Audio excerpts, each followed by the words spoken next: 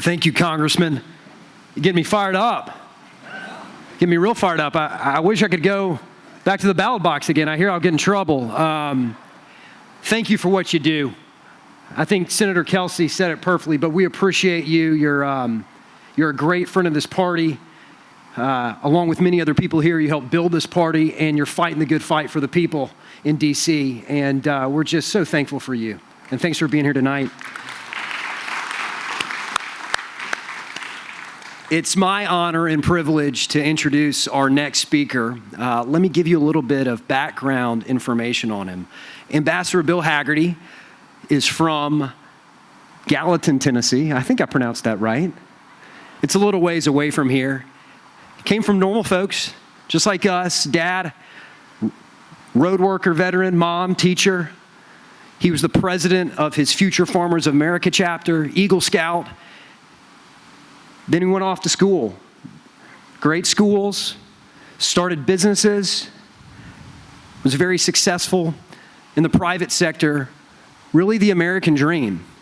And after so much success, he decided to give back. And since exiting the private sector years ago, he's devoted his life full time to public service. He was our Tennessee Economic Development Director, He, with our governor and his team, helped make Tennessee an absolute economic powerhouse. I'm sure you know this. Our state, for a long time, had one of the lowest unemployment rates, highest real income growth. They did real work bringing jobs to our state, to West Tennessee. They knocked it out of the ballpark.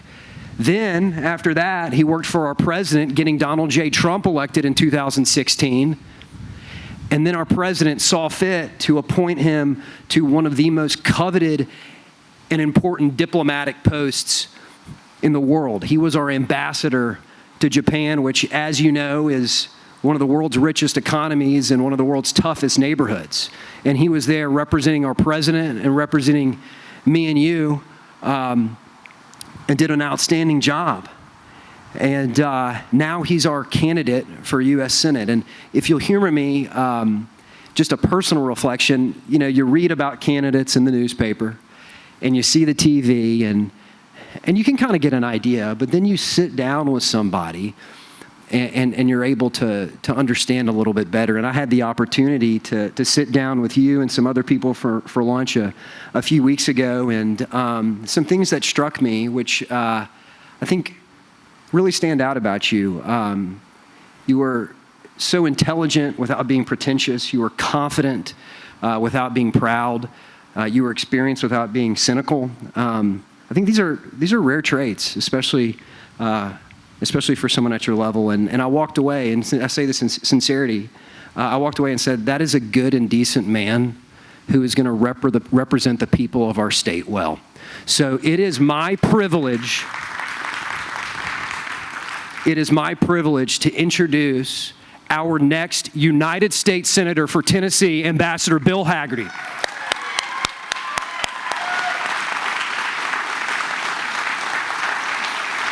Thank you.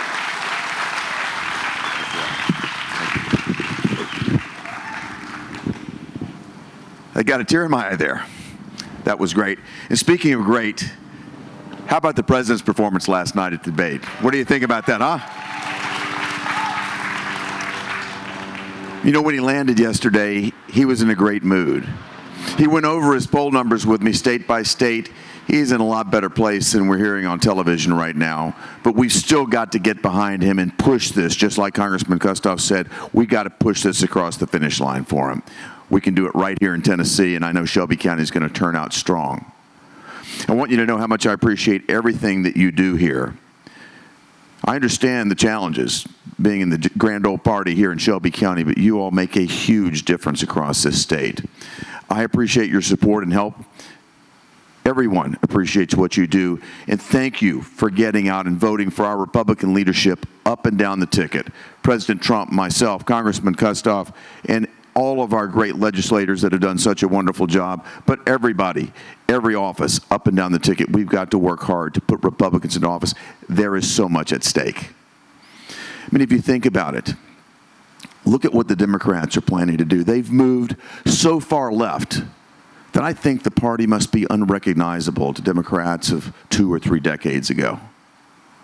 You look at Pelosi's stimulus plan. She's talking about $1,200 for illegal immigrants. You want to motivate people to rush the border? Put that in place. She's talking about cutting law enforcement funding by $600 million at the same time letting criminals out of jail. And my favorite, let's bail out the blue states. Let's bail out our own California. Let's bail out New York, Illinois. These irresponsibly managed blue states, they want the citizens of Tennessee to bail them out. We do not need to be doing that at all.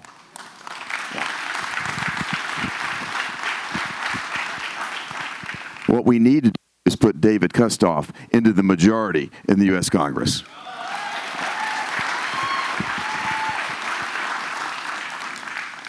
And let's talk about Joe Biden. You saw him last night. You know, he's been talking about this the past couple of weeks. He's not going to reveal his plans to us till after the election. You know why? He can't remember them. But I tell you who does know the plans, that's Kamala Harris and Bernie Sanders. They're going to be pulling the strings. That is dangerous for America. That's dangerous for the world. And then look at the Senate. What's Chuck Schumer's plan? If we lose control of the Senate, they are going to pack the court. They're not going to put constitutionalist judges like Judge Amy Coney Barrett onto the bench. And by the way, I agree with Congressman Kustoff. She's done a great job. Let's hear it for her. What they're talking about is allowing Joe Biden to select 4 new justices. These will be partisans. These will be activists. These will be people that will legislate from the bench. They will destroy the Supreme Court that we know. They will turn it into a super legislative body with justices that have a lifetime appointment and are never again accountable to the voters. They will use this as a backdoor to rubber stamp their socialist policies. We cannot let this happen.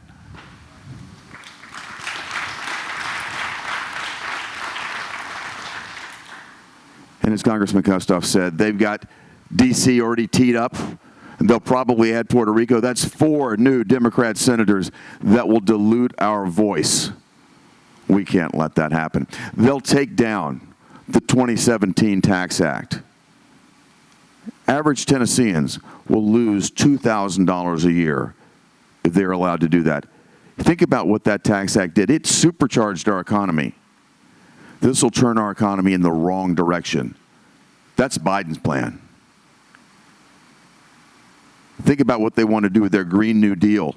Again, inserting the government in every aspect of our economy. Medicare for all will take away the health care that we get from our jobs. They'll socialize the best health care system in the world. They will destroy it. And if you think about our safety, from a domestic standpoint, they want to defund and dismantle the police. And internationally, Joe Biden cozying right back up to China. We're learning a lot more about his family's financial involvement with countries that do not have our best interest at heart. China, Iran, Russia. The Biden family's involved with all of them.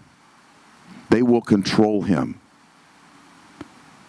Listen, I served as the United States ambassador to Japan, one of the toughest neighborhoods in the world. North Korea, Russia, China right there. I've stared China in the eye. Militarily, diplomatically, economically, they are predators at every level. The world is starving for American leadership. President Trump finally stood up to China, stood up to North Korea. He's standing up to Russia too. We've got to stay in power. If we let Joe Biden have the keys, America is going to revert back to leading from behind. I spent 3 years cleaning this up in the Asia Pacific.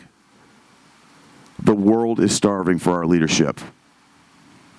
And talking about our leadership, let's talk about energy for just a minute. Over the past 3 years, America has become energy independent. That's critical not only for our economy, it's critical for our national security because we no longer depend on nations that do not have our best interest at heart. We no longer have to become involved in conflicts that we shouldn't be involved in. But what does Joe Biden want to do? You heard it last night. He wants to put an end to the oil industry. That's our economic security. That's our national security out the door. He wants to move to solar and wind. Do you know who makes the solar panels? Do you know who makes the wind turbines? China. This is where he wants to go. We cannot let this happen. What we do need is 4 more years of President Donald Trump. Yeah. We need to get our economy moving again. President Trump is the leader to do it. He set all-time records for our economy as president the first 3.5 years in office. And he's done it for every demographic group. He's lifted people of every demographic group across this nation. We've got to allow him to continue to do this. And think about Tennessee. I'm so optimistic about where we'll be as we rebound our economy. Tennessee's got one of the strongest economies in the nation. We've got one of the best business climates, the lowest tax rates, and the strongest balance sheet in the nation. And that's thanks to the great leadership of the legislators that are right here on stage. Thank you all for what you do. Thank you. Thank you. Tennessee can and will lead. But to get our economy to turn back, we've got to put this pandemic in our rearview mirror. And as Congressman Kustoff said, President Trump has done a terrific job of stepping up, of implementing Operation Warp Speed. We will, I believe, within 8 months, have from start to finish developed a vaccine that will deal with this pandemic. Think about it. Polio vaccine took a decade to develop. We've never seen movement at this pace. This is what leadership is like. This is what happens when you put business people into a position where they can lead. That's what America needs. That's what we'll do. I'm optimistic that we'll be into production with this vaccine as soon as the FDA approves it, hopefully before the end of this year. And if so, the distribution of that vaccine is going to come from right here in Memphis. FedEx is going to play a critical role. I met with the management team 2 weeks ago. They're going to handle distribution here around the world. You should be very proud. We also have to restore law and order in our nation, too, to be safe domestically. Defunding and dismantling the police is not the way to go. We need to respect law enforcement. As I've traveled from one end of this state to the other, I make a point, and I hope all of you will too, to reach out to our leaders in law enforcement, the men and women that put on that uniform every day, and let them know that you care, and let them know that you appreciate them. It matters. Thank you for doing that.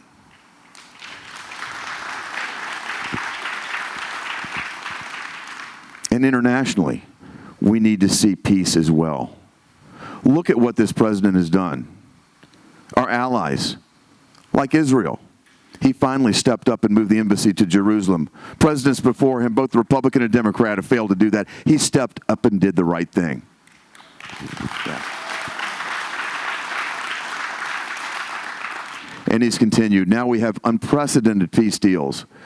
Israel has now signed peace accords with 3 mortal enemies: the United Arab Emirates, Bahrain, and just this week, Sudan. This is unprecedented. It's never happened before. This is what peace looks like in the world. This is what American leadership looks like. Thank you. You know, the choice on November the 3rd could not be more clear. The choice is going to be between socialism and freedom. It's that clear. We've got to step up. And I'll say this, it's also very clear that conservative values are Tennessee values. And with your help, with your support, I look forward to working alongside our great Senator Marsha Blackburn in taking conservative Tennessee values to the United States Senate.